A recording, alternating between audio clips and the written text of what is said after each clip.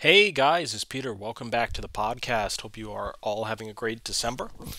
I'm going to dive into this one because this one is interesting. And what I like about this particular episode is that this episode has sparked me to think about a lot of important things because I wanted to do something where we talk about our goals and our visions for the new year. And in doing so, it actually forced me to sit down for a while and really think about what we are trying to accomplish and what these goals are looking like. So, this podcast is going to be unique in the sense where we're going to be sharing specific goals of our company. But the reason I'm doing it publicly is because I think that in us sharing our goals, it can give you a better impression of how to build, let's say, your own business or how to just do something better. Whatever your circumstance is. Because people listen to this podcast of all types of makes and models in a sense. There's people that are listening that are employees, business owners, entrepreneurs, investors, even people outside of our industry that are getting a lot of information from the specific personal development and mindset. But this episode is going to be pretty detailed towards our industry. And when I say our industry, I'm talking about the internet marketing, advertising industry. So let's dive into it. I'm going to talk about it's going to be maybe 9 or 10 main goals for my company for 2024. And the first goal is to find more big verticals. Okay? I don't know if you remember about 5 years ago, right before the pandemic, one of the biggest verticals was auto insurance. Everyone was doing auto, you know? And then about 5 years before that, it was like everyone was doing Nutra. There was a huge wave of affiliate marketers promoting different Nutra stuff, skin, diet, weight loss. Lately, there's been a huge craze for kind of health insurance type of products, as I'm sure a lot of you are aware. And there seems to always been big waves of things, And what I've noticed is that a lot of people have made a lot of money being early on these types of waves in the industry, right? Like if, for example, let's say Nutra was just starting to get big 10 years ago and you were one of the first ones to get into that Nutra, chances are you were an early mover and you were able to ride that pretty heavily for that time. Now, it's not like the Nutra is dead today and the auto isn't dead today, but things have changed, and sometimes these different verticals have come in waves. For example, I know a company that did $700 million of yearly revenue, most of it being propped up by the auto insurance industry. And then the auto insurance industry had some setbacks with the pandemic. It somehow lost them a lot of money, surprisingly, even years after the pandemic. Like, even though things recovered, it hasn't been the same for auto and supposedly is making a comeback. But there's always been these waves and these different shifts and different focuses in the industry. So one of our goals for 2024 and beyond is to try to identify what these next moves could be in the industry and try to be early on these moves, whether it's a new vertical, a new technology, a new traffic source, a new platform, a new way of doing ads. Maybe it's AI, maybe it's chatbots, maybe it's something different or something new. So just an overarching goal is to be able to identify what the next big things are going to be. Again, it could be a vertical, it could be a way of marketing, it could be an entirely new traffic platform, it could be just some kind of opportunity within the vertical. Whatever it is, we want to be keeping our eye out. And again, we want to be early. We don't really want to be the people late to the game. We want to be the people that can identify it and be early to the game. So how are we going to accomplish that? Well, first of all, we have to get around the industry a lot, okay? You can't really just be working from home and working out of your office all year and then expect to somehow have revolutionary insight into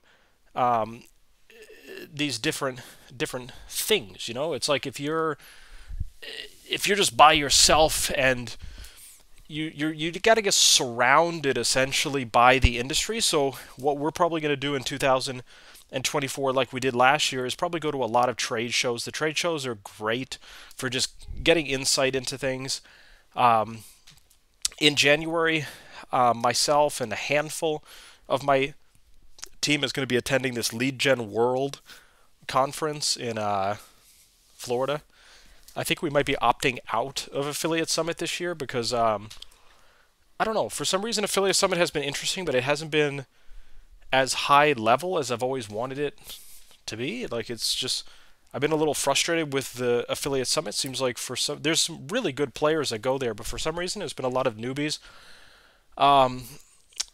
going to the Affiliate Summit, which has been just a little bit frustrating. Kind of weeding through that has been a little time consuming and hasn't been the most productive. So, and then we're going to some conferences in the first quarter that are on the books, but for the most part we don't really have our conference schedule lined up for 2024 yet. We are going to get that lined up, but that's going to be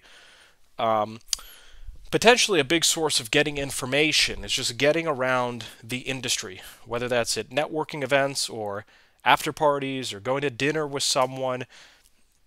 If you're going to catch the next best thing or these new waves or whatever's hot in the industry, you obviously have to get that insight somewhere, and it's most likely not going to happen just sitting on your couch or sitting at your desk not talking to anyone. You got to get surrounded. So another goal is on our team, I want to actually stop getting team members, if possible, in 2024 for client success. So something we had to build out a lot last year was we got so many clients that we needed to build essentially a client success team.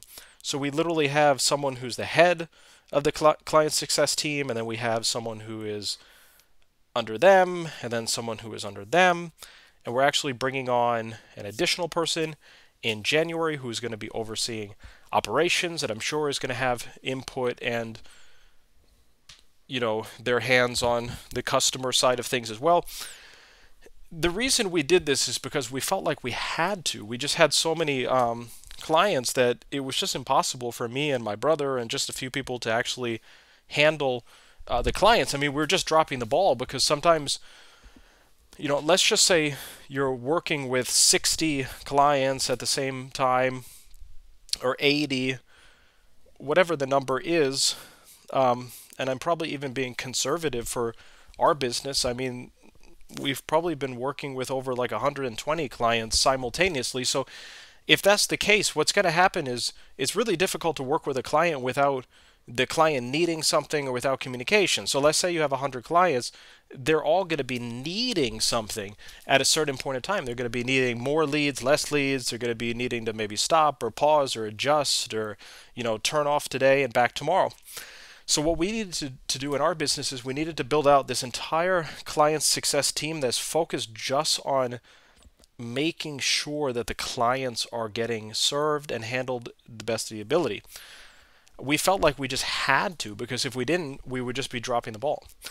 Now, the only thing that I'm not that thrilled about with the client success team, just in general, not really with, again, it's not like I'm disappointed with my team, but what I'm not that excited about is that the client success team it's not really much of a growth opportunity. It's more of just something that needs to be there type of thing. So what I'm going to be doing is I'm going to be trying to turn it into more of a growth opportunity. I'm going to be talking to different people on the client team and be like, listen, this shouldn't just be a reactionary job. It shouldn't just be about, you know, okay, yes, lower cap, raise cap, you know, hourly cap, this, that. Like, it shouldn't just be about that.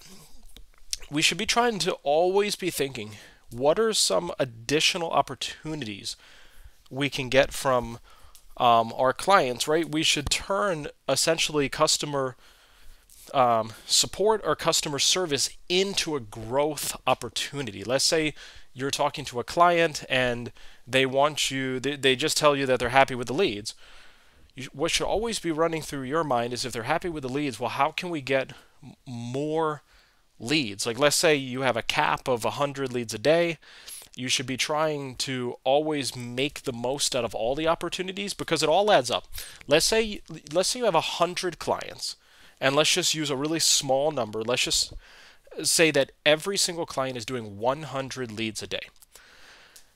If you're able to go to all 100 clients and you're able to get them all to increase to like 150 leads a day instead of 100, that is a 50% increase in leads. Now, it might sound small going from 100 leads to 150 leads. But then if you do that in this example across hundreds and hundreds of clients, next thing you know, you just got like a 50% increase in essentially like your entire business. And that could be very, very meaningful. That could be a $75 million year instead of a $50 million year, like getting a 50% increase in cap from all your clients. So that's going to be something that we're going to be focusing a lot on in the new year, is making sure that people that are in a client success role or a client customer service support role, it's not just robotic. It's not just, okay, yes, we will lower, yes, we will raise, yes, we'll do that. It should be always thinking about strategy, and it should always be thinking about growth. We should be just constantly trying to, look for that next opportunity. So another thing that we're going to focus on as well is I am going to focus on getting the operational things hands-free. So I've had an issue for many, many years where it's been very difficult for myself to get out of an operational role. It's like no matter how many teammates I've hired or how big we've grown, it's only grown more and it's only grown bigger. I remember about 2 years ago, we hired my mom, Courtney Day, to join us as Chief Operating Officer. And we thought it was going to solve everything. She's going to, take the busy work off of our plate and this and that. And what happened was, it was a good thing, but she ended up being so productive and essentially helped the business produce so much that it just made the business even bigger and even busier. So then we needed to hire 2 people under her. We needed to hire an accounting team of like 3 people instead of 1. And then it actually ended up causing me personally to have even more operational work, because instead of, 10 people reporting to me, now I have 25 people reporting to me. And very likely it would only grow from there. So what I'm going to be focusing on in the new year is I'm going to be focusing on, well, how can I make this operational thing hands-free? I shouldn't have to be the one fielding everything.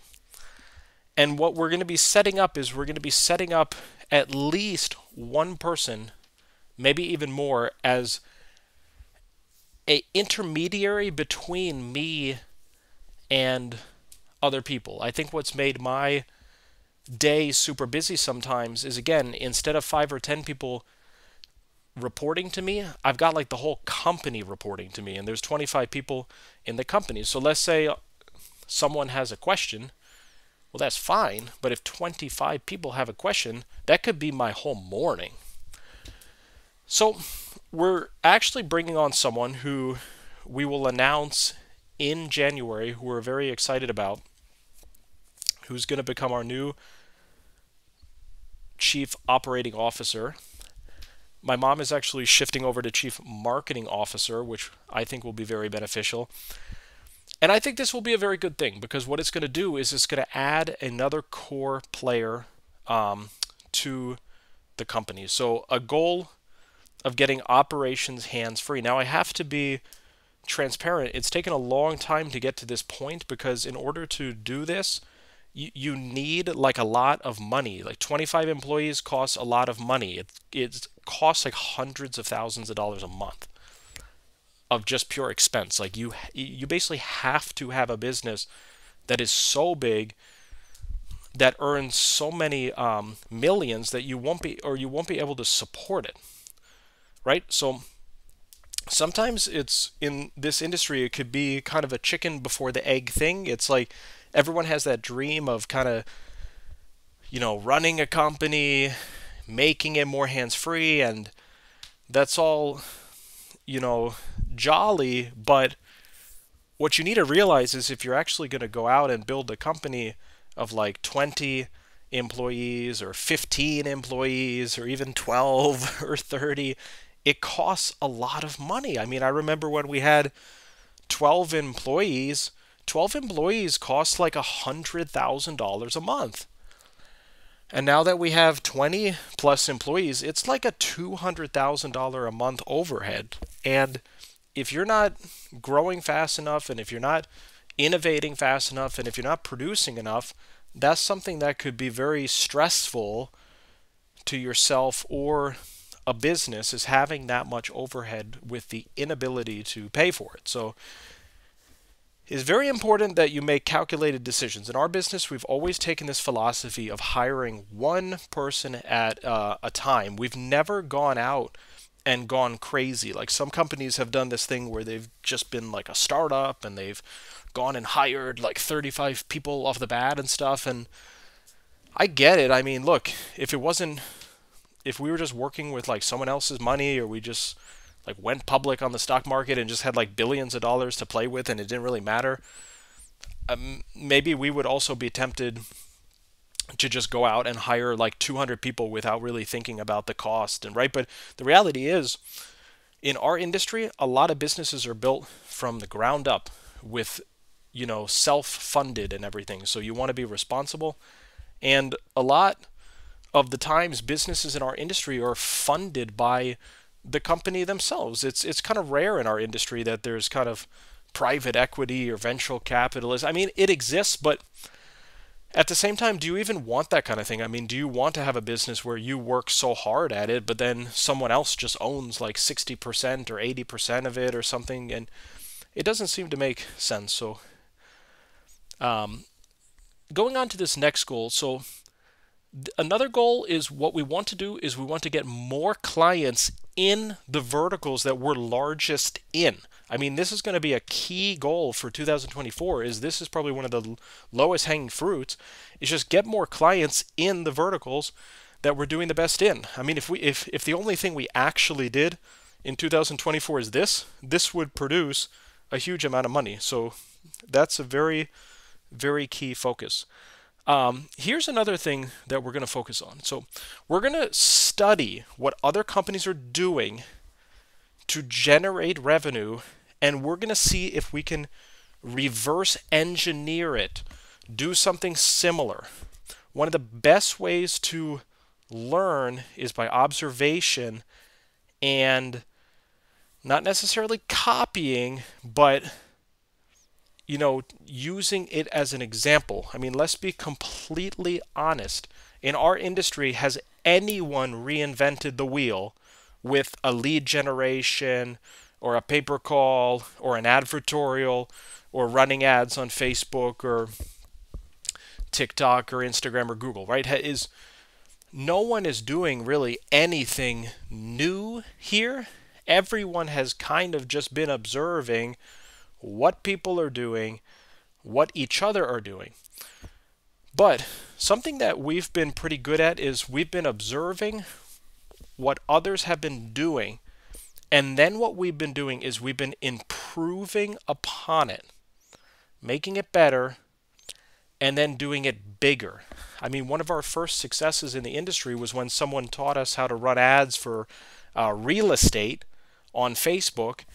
The person was earning like $500 a day, and my brother was like, like what's holding back this person from earning like $5,000 a day? I mean, if it's working at $500 a day, I mean, there's no reason why this thing can't scale. So what we did was we learned what they were doing, we reverse engineered, we improved upon it, we made a better funnel, better backend, better offers, better system. And then what we did was we were actually able to scale it to like $16,000 a day instead of the $500 a day, just literally taking what someone else was doing and just making it better.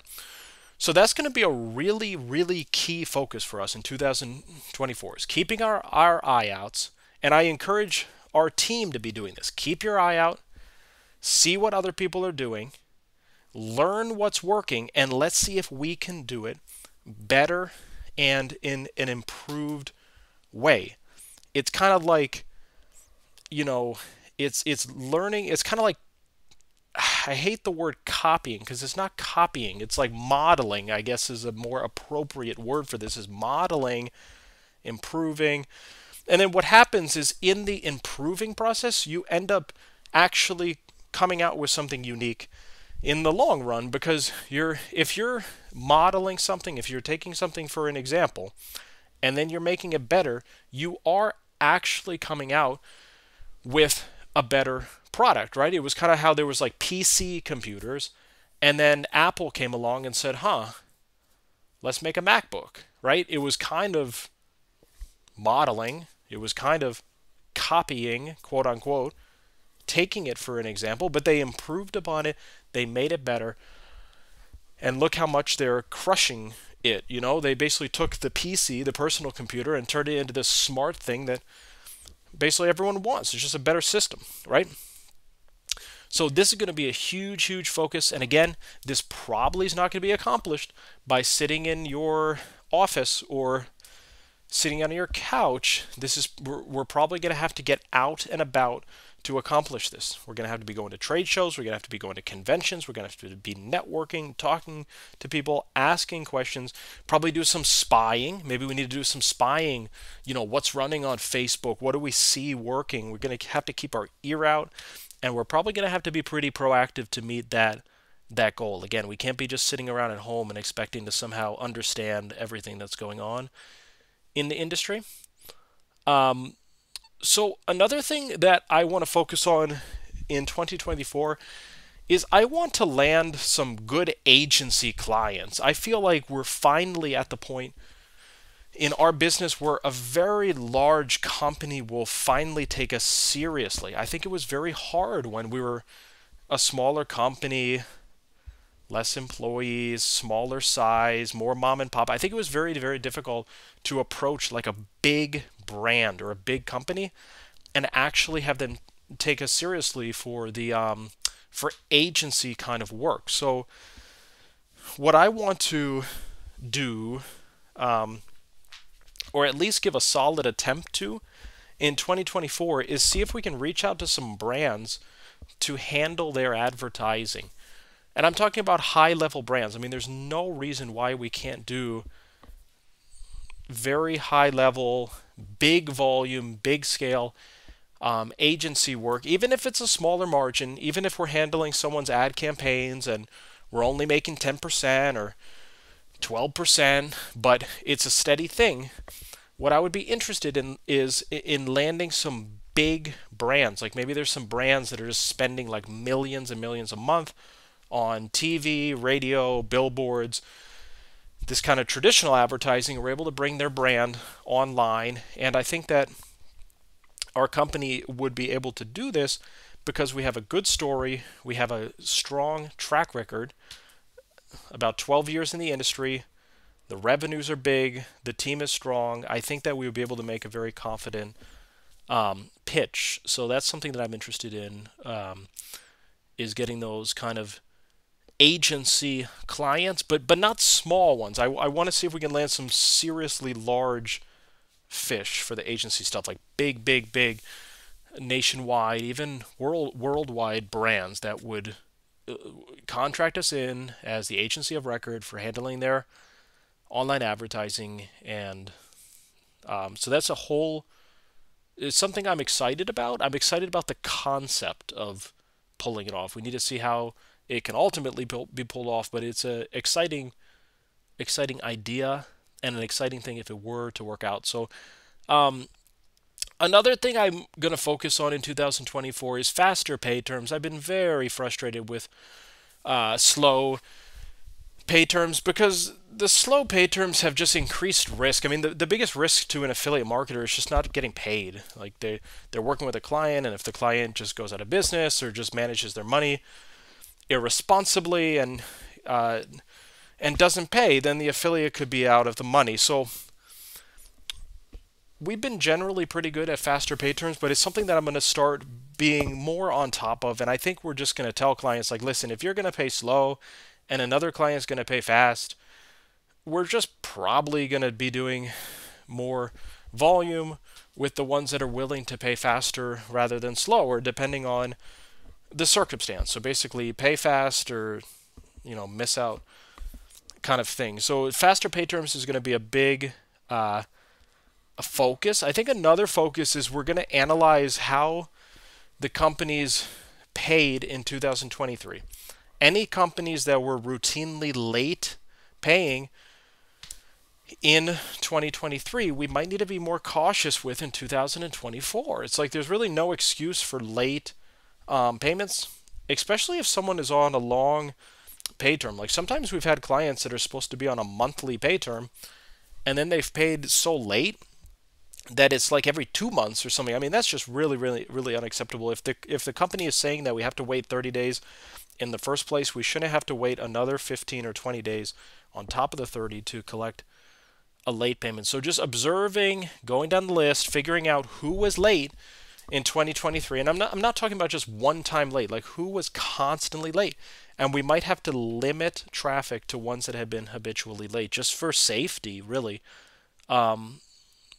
Safety and maybe lack of stress, possibly. I mean, sometimes it's been very stressful too when it's just maybe not worth it. It's like why have one company be always late when you can just get a lot more companies to pay on time? That could probably just add up to the one company's volume anyway. So another thing we want to focus on as well for 2023 is getting more clients across the board, so we're not as dependent on single clients. I remember this year there were periods of time where we had certain clients doing like 100 grand a day, 200 grand a day, individual clients, and for us that's been a little bit outside of our comfort zone. I mean, we've always been preaching the concept of the diversity and don't have any more than 5% of your volume on a single client. I mean, just to be safe. Like, what if the client went out of business and didn't pay or something, right? But there was a few instances this year where, like I said, there was individual clients that wanted 6 figures or more per day, multiple 6 figures of daily volume per client. And I feel like that's just, I mean, we pulled it off and everyone paid and stuff, but it was definitely like way, way, way, way out there on the risk spectrum, just in terms of what we would like to be doing with like building a portfolio of clients, not being too dependent on a single client, and just being more balanced and stuff. Like I said in previous podcasts, I really think you should only have about 5% of your traffic with a single client. I mean, it's just very, very risky if you... Here's the thing. I've heard the horror type of story over and over again, where someone was doing like 80% of their volume with a client, and the client didn't pay. And it happened to one of our buddies in the industry. He was running some offer with a direct advertiser.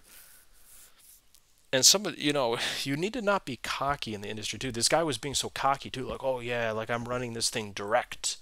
Like I'm on top of the world. I have this thing direct. Well, guess what?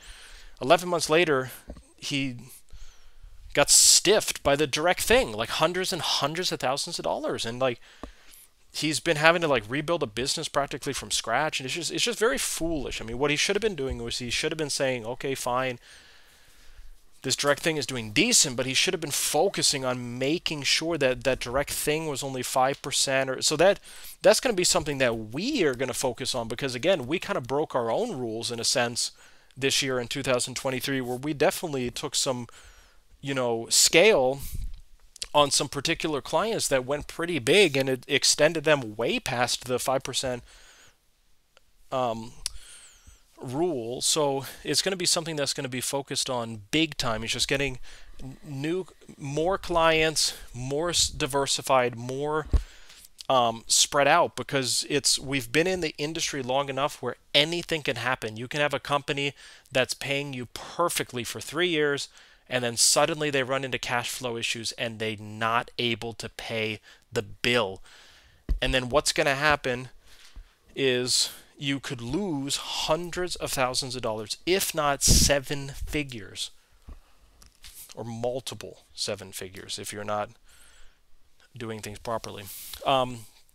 Another thing I want to do in 2024 is I want to train our existing team more. So I feel like we have a few people just in general on our team, whether it's media buyers, whether it's salespeople, whether it's customer service people.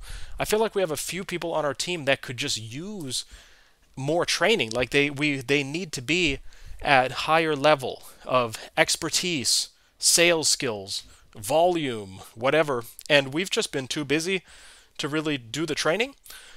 So that's going to be a big focus in 2024, is just we could literally take like 2 to 4, 2 to 5 existing folks on our team. I mentioned earlier we have a team of about 25 people.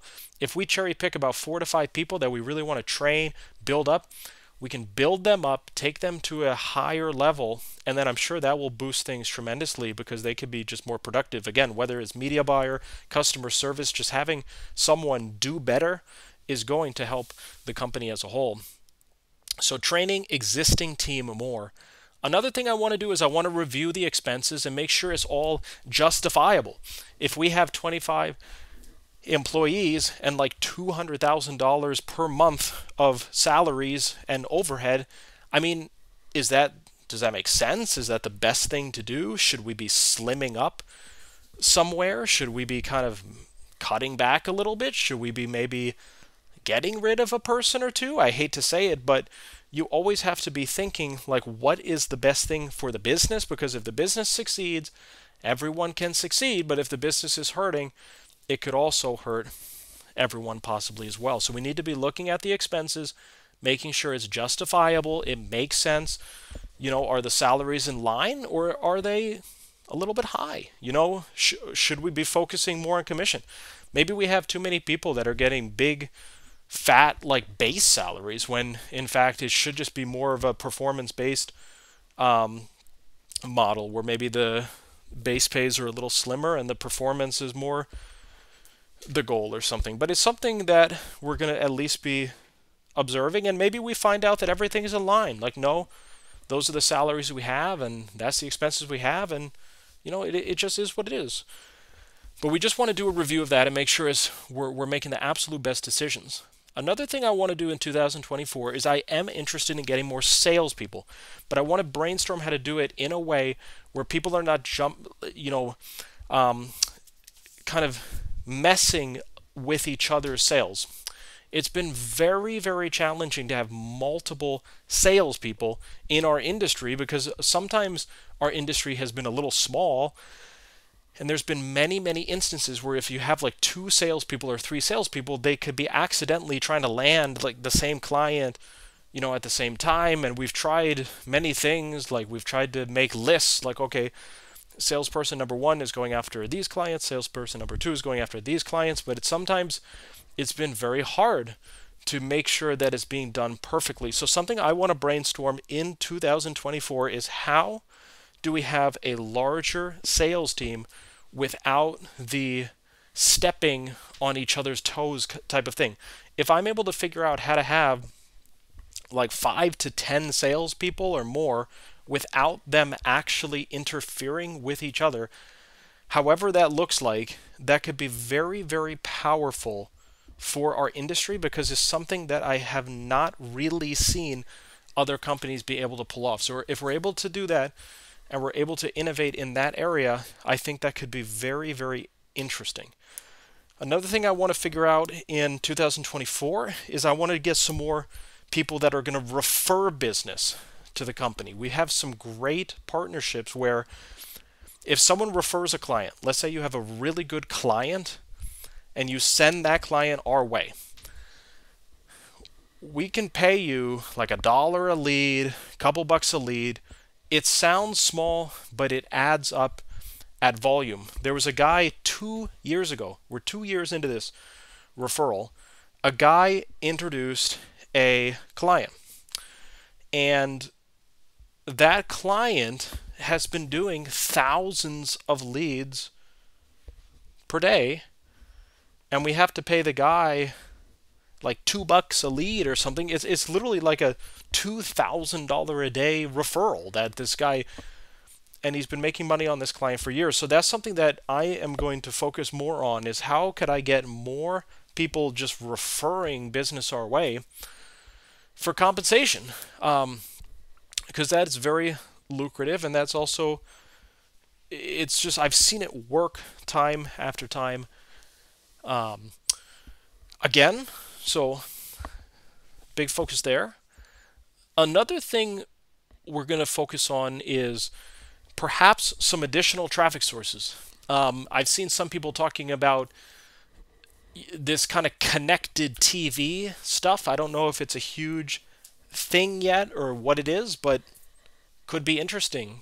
Connected is like running ads on Hulu, different kind of TV. It's like TV on the it's hard to even describe because it's new, but it's not conventional TV. It's like Wi-Fi. It's like watching Netflix, Hulu, that kind of stuff on your TV screen on a smart TV, but there are ads within it. It might be like one of the new hottest ad platforms, and I really want to take a look at it to see what it's all about and see if we want to take that seriously.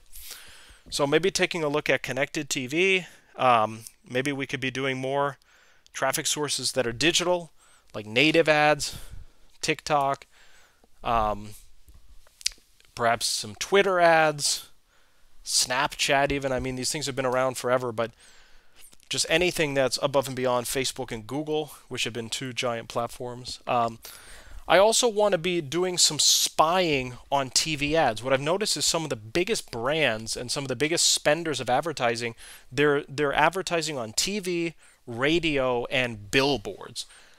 And what I'm thinking is maybe what I can do is I can spy on these companies. I can figure out what companies are running ads on TV and what ads are running on billboards. And I feel like that could give me some ideas into verticals, right? So, for example, whenever you're driving down the highway, you always see these billboards, injured, call, get Carter or something, right? Like when I was driving to New York or Connecticut, it's get Carter, get Carter, get Carter. It's this Carter law firm, right? And it's like, man, if these billboard people are just spending so much money on the personal injury, MVA and stuff like that, it's got to be something that could work for social and the internet and stuff like that. You just need to find the right clients, the right setup, the right infrastructure. But it's examples like that, figuring out what verticals, what's really hot on billboards, TV, even direct mailing, and see if that stuff can be brought over in a big way into digital, whether it's through performance, marketing, or agency style. So I'm sure we're going to have a lot more goals for 2024, but when I sat down and really figured out, what are the goals that are at least the most pressing, that are at the top of my mind, these are the ones that stood out to me. And these are the ones we're going to be pursuing starting January, and I'm sure we'll add to the list as well. So guys, I hope this was helpful. I know it's kind of a little bit of a peek and insight into our business, but if you found this helpful, go ahead and leave us a good comment, share, and like this podcast. And then what we're going to do is I'm going to take off, and the company for a whole is mostly taking it kind of easy the next week and a half, because we have Christmas, we have New Year's, and then we're going to be back early January to hit it very hard in the new year. Okay, our goal next year is to beat the year before. I mean, we've been a growing business, and every year we've always beat the year prior, and we really want that trend to continue. Literally every single year for the last 12 years, every single year has been larger than the year before. And I get it. Sometimes the numbers can get so big that it could be more challenging. I mean, full disclosure, I think that this year might finalize about $90 million of revenue or something, top line revenue, and we need to think it's more of a challenge now. Maybe it's like, okay, like what are we gonna do to make 150 million and then 175 million and then 200 million and 300 million? It's like you can't just keep doing the same things and expect different results, right?